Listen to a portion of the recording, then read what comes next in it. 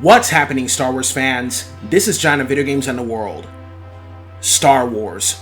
For 45 long years, this epic saga has been so popular that it's spawned toys, TV shows, coloring books, video games, comic books, novels, and tons of merchandise as well. Not to forget that 10 years ago, we remember that Disney purchased Lucasfilm, which meant changes for Star Wars. Some changes we liked, yet some we hated. The changes I hated was the decanonizing of the expanded universe now known as the Legends canon. Disney purchasing Lucasfilm meant that there was no Force Unleashed 3, no Star Wars 1313, and no Darth Maul game, and that pissed off a lot of people hoping to see these titles. Damn you for that, Disney. But I won't deny that I love Battlefront 2, Jedi Fallen Order, and Squadrons. We have the original trilogy, which started in 1977, the prequel trilogy that started in 1999, and 7 years ago we got the sequel trilogy alongside prequel stories such as Rogue One and Solo. Now, the Star Wars sequel trilogy is praised by many people due to this brand new adventure and new take, while others were not so pleased because they believe it's a rehash of the original trilogy. However, some people hate it for petty, stupid reasons like these outrage reactionaries that I will touch later on. After the sequel trilogy, we've been having new TV shows such as The Mandalorian, The Book of Boba Fett, The Bad Batch, Obi-Wan Kenobi, Visions, and just recently we have Andor. The shows are praised and receive good reviews, and some don't like it, of course. The shows are on Disney Plus and you can watch them there. Not to mention that there are great graphic novels such as Princess Leia, Captain Phasma, Poe Dameron, Darth Vader, Dr. Aphra, etc. Anyways, just recently it was announced that the next Star Wars film will take place after the sequel trilogy, which ended with The Rise of Skywalker, which a lot of fans did not like and hated. However, the movie has not come out until 2025, according to a report by Puck's Matthew Baloney. Lucasfilm was worried about the franchise's next big screen offering, saying that the next film's frustrating development time was a result of a culture of fear and indecision among the company's executives. The company is said to be determined to get things right this time around and also acknowledges that the sequel trilogy was rushed, but it's putting the blame on aggressive release dates. Additionally, Lucasfilm boss Kathleen Kennedy resorted to choosing fan service and franchise management over creative swings, which ultimately led to the trilogy not clicking with fans and critics entirely. Well, it seems that the company is brave enough to admit that some things went wrong with the sequel trilogy. Hopefully, they learn from their mistakes and hopefully take the good examples on the successful shows by Disney. Now, what exactly do I think about the sequel trilogy? For what I am going to say, some people may come after me for certain things I will criticize and talk about knowing the current climate, as there are people who resort to name calling for either liking or not liking the sequel trilogy. Why? Because they love to take things out of context. The Force Awakens, in my opinion, was really good. It went off to a very good start. I like the character of Finn, and I kind of wish he was the protagonist in some ways. I loved BB-8 as well, and enjoyed the new planets that we see, such as Jakku, Hosnian Prime, you know. I loved how they brought back the characters of the original trilogy with brand new ones and a brand new adventure. I remember that scene when Han Solo said, "Chewie, we're home," because that's exactly what every fan of Star Wars felt. We were right back home. The Starkiller base was awesome, such as being both a planet and a super weapon like the Death Star. And it's kind of like in Halo.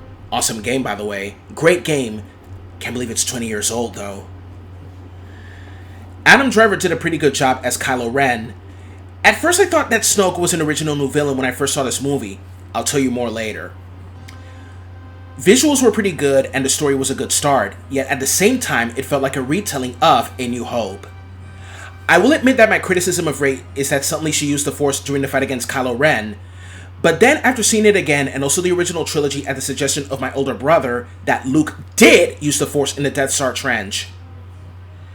While Rey lived in a desert planet her entire life and fought for survival, and that's when I remember people calling her a Mary Sue. But hey, in my video titled The Tiresome Mary Sue Buzzword, I spoke how Luke and Anakin have Gary Stu traits as well. Link in the description.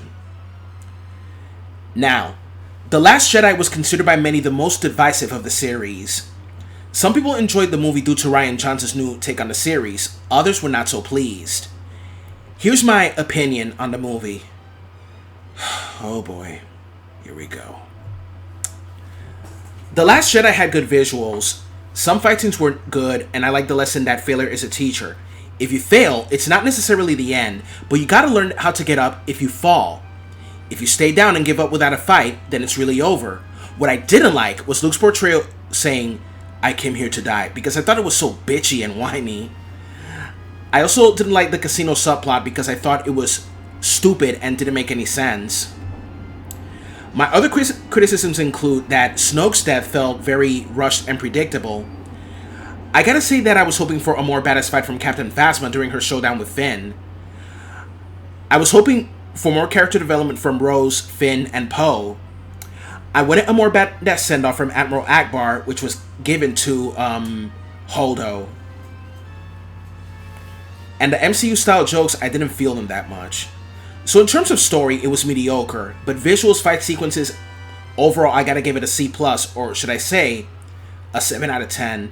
Yeah, I did give it a C in my review, but seeing it again, it got up a little bit, so a C+.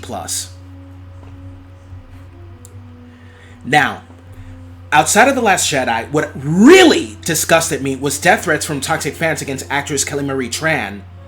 Sending death threats over a character is petty, stupid, and totally not cool at all. It happened to Jake Lloyd, Ahmed Best, Hayden Christensen, Daisy Ridley, John Boyega, etc. What I also didn't like is that some toxic haters of The Last Jedi would attack anyone that loved the film, and these haters were called man babies by Rian Johnson, of course. Outrage reactionaries like the anti-SJWs will call The Last Jedi an SJW man-hating feminist propaganda film. They call people who love the film a bunch of misandrist, anti-white, anti-male simps. But hey, it's not like some people who love the movie are any better than those who didn't like it for legitimate reasons and not the ones I just described, because there are those who love the movie who resort to toxicity by name-calling people.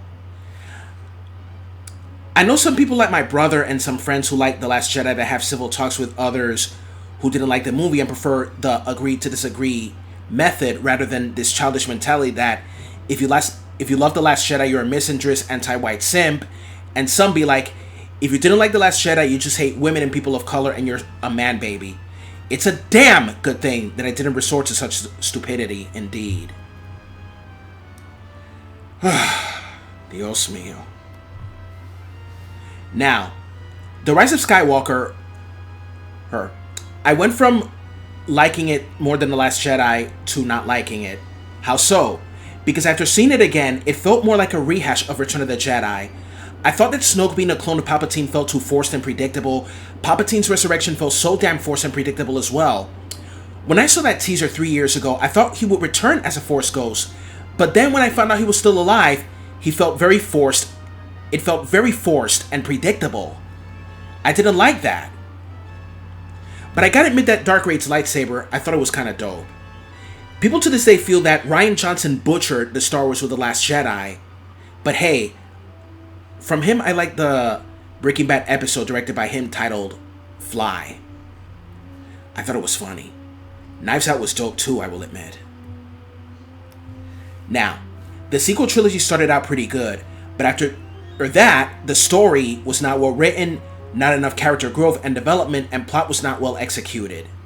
What I loved more than the sequel trilogy was Rogue One and Solo. Solo at least took elements from the Corellian trilogy, while Rogue One drew elements from the story on how Kyle Katarn obtained the Death Star plans and sent it to the Rebel Alliance. And that's all I have to say about the sequel trilogy, including the news on how Lucasfilm felt that the sequel trilogy was rushed.